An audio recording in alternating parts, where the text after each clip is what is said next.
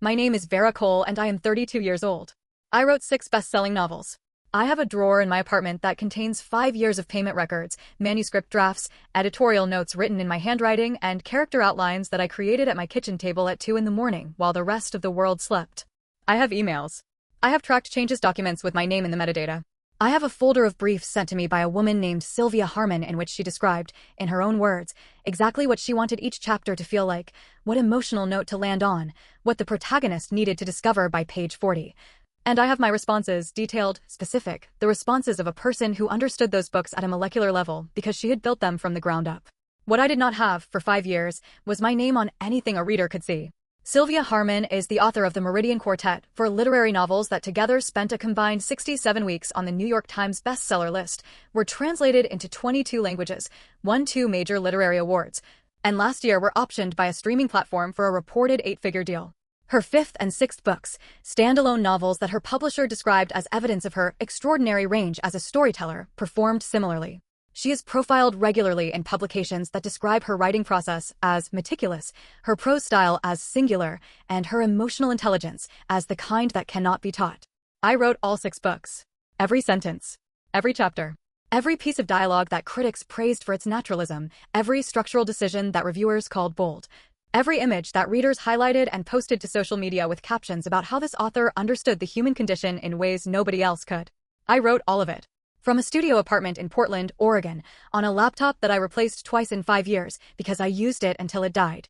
While Sylvia gave interviews about her writing process and described sitting at her desk in her Connecticut home, watching the light change as she composed her sentences. I found out that the arrangement was ending, that I was being replaced, that 5 years of my work was being retroactively erased even from the private record Sylvia had maintained, not through a conversation, not through a letter, through a phone call from a Netflix production assistant named Jared who had found my name in a manuscript draft from 3 years earlier that had been accidentally shared in a Dropbox folder, and who called to ask if I would be willing to speak with the adaptation team about the writing process behind the Meridian books, because, and he said this with the specific enthusiasm of someone who did not know they were detonating something, we want to understand the creative DNA of these stories. At the source. He thought he was calling the source. He was. He just didn't know how right he was. I told Jared I would call him back. I hung up. I sat in my kitchen for 11 minutes without moving. And then I opened a new folder on my desktop and I gave it a name. The Record. Before I take you through what I built in that folder and what I did with it, tell me where you are watching from right now. Drop the city in the comments, I read every single one. And subscribe to Karma Archives before we go any further, because what I am about to describe took 3 months and involved a publishing contract, a Netflix deal, a literary attorney, and the specific satisfaction of watching a woman who had spent 5 years speaking in my voice finally run out of words. Now let me take you back to the beginning. Because the beginning is important. The beginning is how a smart, careful person ends up writing 6 books for someone else's name for 5 years. I graduated from a creative writing MFA program at 25 with a novel manuscript I believed in, $60,000 in student debt, and a realistic understanding of what the literary market looked like for debut authors. The manuscript was good.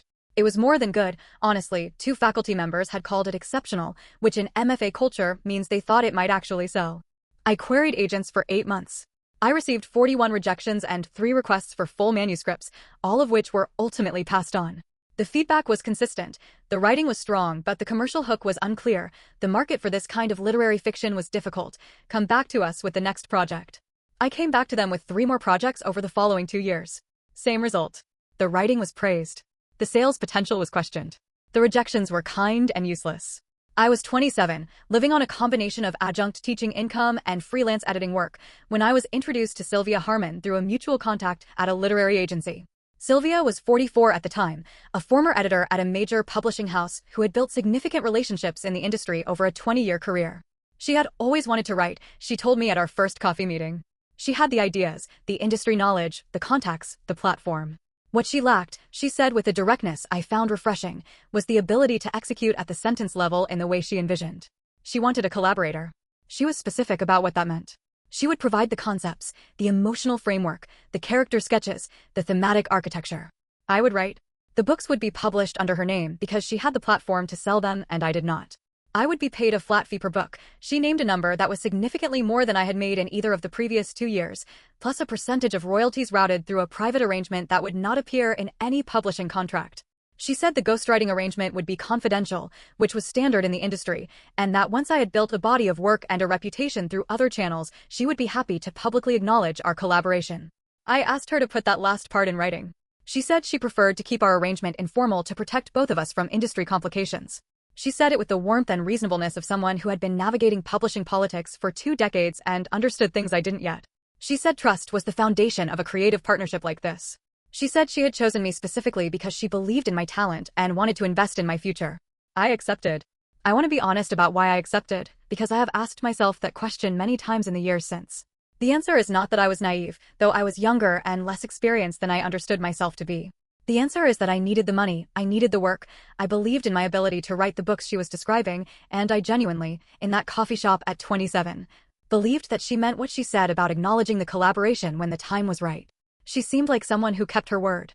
She seemed like someone with too much reputation to risk on dishonesty. What I did not understand yet was that a person with a great deal of reputation has a great deal to protect. And protecting it, for Sylvia Harmon, had become the organizing principle of everything she did. The first book took me 11 months. It was the hardest thing I had written in my life, and also the best. The combination of her structural instincts and my sentence-level execution produced something that surprised both of us. Sylvia sent me notes throughout the process that were specific, intelligent, and consistently useful. She understood story architecture in the way that someone who had spent 20 years editing literary fiction understands it, at a systemic level, able to see the whole shape of a narrative and identify exactly where it was losing tension or momentum. I wrote. She refined the vision. The result was genuinely collaborative in a way I had not expected. The book sold at auction to a major publisher within 3 weeks of submission. The advance was substantial. Sylvia called me the morning of the sale, her voice bright with the particular excitement of someone who has just had a very good phone call, and told me we had done something extraordinary. She used the word we. I noticed it at the time and filed it away as a good sign. The royalty percentage arrived in my account 6 weeks after publication. It was correct. Sylvia was meticulous about the financial arrangement throughout our 5 years together, every payment accurate, every timeline honored. That was the thing that made the broader situation so difficult to process when I finally understood it. She was not dishonest about money. She was dishonest about everything else. By book 3, the Meridian series had become a genuine cultural phenomenon. The kind of literary success that generates its own momentum, think pieces, book club editions, a university course at Columbia that assigned the second book alongside canonical 20th century literature. Sylvia was being interviewed everywhere. She spoke with authority and specificity about the creative decisions in the books, the choice to use second-person narration in Chapter 7, the structural echo between the opening and closing scenes of Book 2, the way the protagonist's relationship with her mother evolved across the 4 volumes. She had read everything I had written well enough to speak about it convincingly. I will give her that. She had done her homework on her own mythology. I watched these interviews from Portland. Sometimes I watched them with the manuscript open on my second monitor, looking back and forth between what she was describing and what I had actually written and how I had actually arrived at those decisions. She was accurate. She just wasn't there. I told myself the arrangement was still working. I told myself the acknowledgement was coming. I told myself a lot of things that became less convincing with each passing year, which I managed by focusing on the writing, because the writing was the part one could control and the writing remained, genuinely and consistently, the best work I had ever done. Then the Netflix deal happened. And Jared called. And I found out, in the conversation that followed Jared's call, a conversation I had with my contact at the literary agency who had originally introduced me to Sylvia, that there was no plan to acknowledge the collaboration. That Sylvia had, in fact, recently made a decision to end our arrangement and was in early conversations with another writer. That she had told her publisher and her agent that she was planning to slow down her output and write more slowly, alone, without support, going forward. That the Netflix adaptation team had been told the books were entirely her work, as had the streaming executives, as had the adaptation writers who would be hired to write the scripts. I was being not just replaced. I was being retroactively erased. My contact told me this not to hurt me, but because she thought I deserved to know. She told me quietly, carefully, with the manner of someone delivering information that they believe the recipient has the right to have even though giving it is uncomfortable. She said she was sorry. She said she had suspected the arrangement was more one-sided than Sylvia had represented and had not known how to raise it. She said if there was anything she could do to help me, she would. I thanked her. I hung up. I went to the drawer in my kitchen where I kept hard copies of everything, because I had always kept hard copies of everything, not because I expected this moment, but because I was the kind of person who printed things and filed them. The same way I had kept journals since I was 12, the same way I had saved every email since college, the same way that the habits of careful people sometimes turn out, unexpectedly, to be the architecture of justice. I opened the drawer. I looked at 5 years of paper. I thought about Sylvia Harmon on a television screen describing the light changing in her Connecticut study while she composed sentences that I had written in a Portland apartment at 2 in the morning. And then I made coffee. And I opened the folder I had named the record. And I started building. Let me tell you what was in that drawer, because the contents of that drawer are the reason everything that came next was possible. 5 years of manuscript drafts, 147 distinct draft documents across 6 books, all carrying my name in the metadata, all dated. All showing the evolution of each book from Sylvia's initial concept brief to my final delivered manuscript. The metadata on a Word document or a Google Doc is not glamorous evidence, but it is unambiguous. It records who created the file, when it was created, and when it was last edited, and it does not lie. 42 email threads between Sylvia and me spanning 5 years. In these emails, she briefed me on each book's concept, responded to my chapter drafts with editorial notes, discussed character decisions, debated structural choices, and, in several exchanges that I now understood were more significant than I had appreciated at the time, referred to me explicitly as the writer, and to my work as your prose, your chapter, your voice. 11 payment records, wire transfers from a private LLC Sylvia had established, which meant the payments were documented and traceable. The LLC was registered in her name. The amounts corresponded precisely to the per-book fees we had agreed to plus the royalty percentages. 8 concept briefs, documents Sylvia had written and sent to me at the beginning of each project, describing the book she wanted me to write. These were the most significant pieces of evidence because they were written in her voice, and they described the books in the future tense, before they existed, which meant they were, by definition, instructions given to someone else about what to create. And finally, the thing I had not thought of as evidence at the time, but which turned out to be among the most compelling pieces of the entire case. 17 handwritten pages of character notes that I had sent Sylvia as physical mail early in our collaboration, before we moved to digital communication, which she had returned to me with her annotations in the margins. Her handwriting. On my character notes. On paper dated 5 years ago. I photographed everything. I scanned everything. I organized it into a single folder structure that I backed up in 3 separate locations. And then I called a literary attorney named Webb, no relation to anyone else in any of my stories, I should clarify, who had been recommended to me by a writer friend who had navigated a contract dispute 2 years earlier. Marcus picked up on the second ring. I told him what I had. He was quiet for about 15 seconds, which I would learn was his version of rapid calculation. He said, "Vera, what you're describing is not a ghostwriting dispute. It's a co-authorship claim. Those are legally distinct, and the distinction matters significantly in terms of what you're entitled to." I asked him to explain the difference. He said, "A ghostwriting arrangement is one where a writer knowingly produces work for hire under someone else's name, typically with a contract specifying those terms. What you're describing is different. You had a verbal agreement that included a promise of future acknowledgement. You retained creative autonomy over the work, and the arrangement was never formalized in a way that extinguished your authorship rights. Combined with the volume of evidence you're describing, you have a viable claim to co-authorship, which carries rights to credit, to future royalties, and to participation in derivative deals like the Netflix adaptation." I asked what that meant practically. He said, "It means the Netflix deal cannot close cleanly while this is unresolved. It means the publisher cannot proceed with new projects attributed solely to Sylvia Harmon while this is in dispute. And it means that Sylvia Harmon has a significant financial incentive to negotiate rather than litigate, because litigation would make the arrangement public in a way that destroys her literary reputation entirely." I sat with that for a moment. Then I said, "What do I need from you?" He said, "Send me everything you just described. I'll review it by end of week and we'll talk about next steps." I sent him the folder on a Thursday evening. He called me the following Monday morning. He said 4 words before anything else. He said, "This is very strong.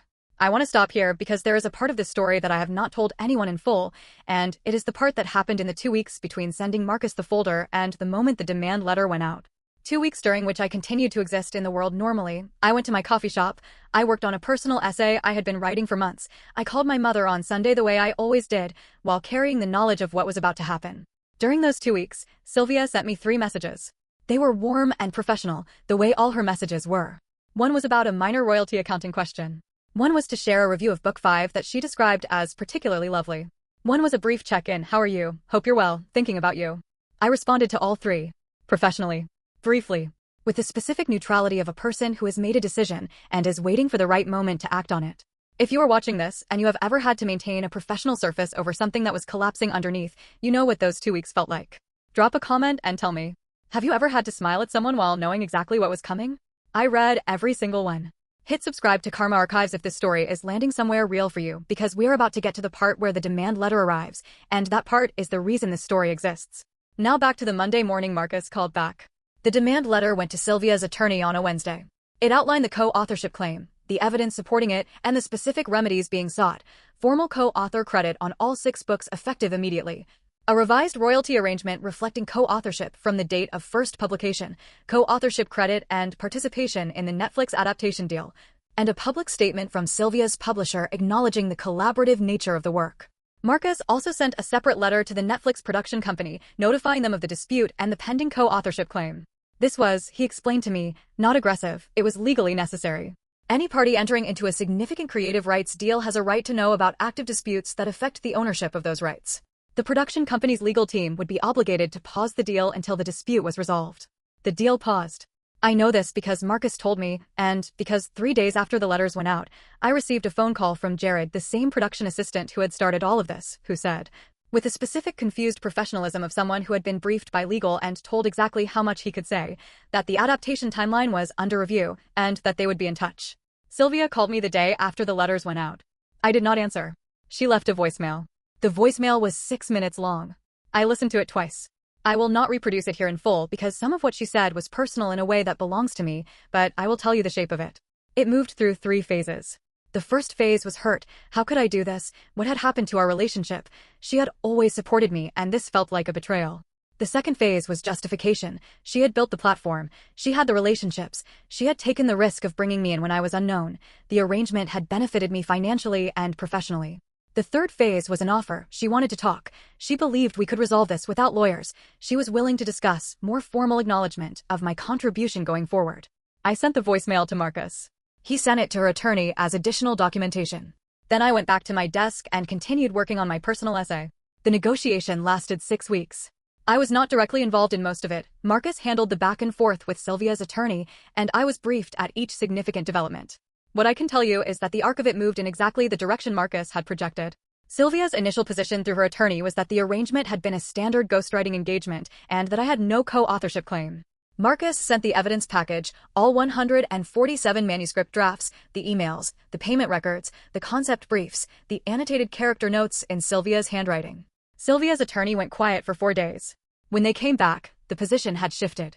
The second position was an offer of acknowledgement in future editions only, with assistance from credit in the author's note of new printings, no retroactive royalty adjustment, and a consulting credit on the Netflix adaptation. Marcus declined. He sent a reminder that the evidence supported full co-authorship, not assistance, and that the Netflix deal remained paused and would continue to remain paused until the dispute was resolved. The third position arrived at the end of week 4. It was significantly closer to what we had asked for. Co-author credit on all 6 books. A revised royalty arrangement paying me 50% of all future earnings on the existing titles from the date of the settlement. A negotiated participation in the Netflix deal. And the thing that Sylvia's attorney had resisted the longest, and the thing Marcus had told me to hold firm on, a public statement. Not from Sylvia's publisher. From Sylvia herself.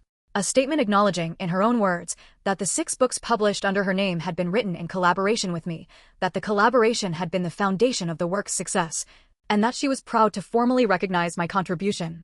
We accepted on a Thursday afternoon. The statement went out the following Monday. It was picked up by Publishers Weekly, by The Guardian's book section, by Literary Hub, by a dozen book publications whose readers had spent years celebrating Sylvia Harmon's prose without knowing my name. The response was, and I say this not with satisfaction, but with the specific clarity of a person watching a truth become visible for the first time, enormous. The story circulated for weeks.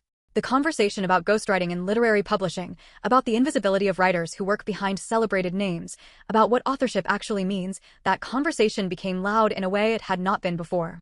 My name became known. Not as a scandal. As a writer. 3 months after the settlement, I signed with a literary agent.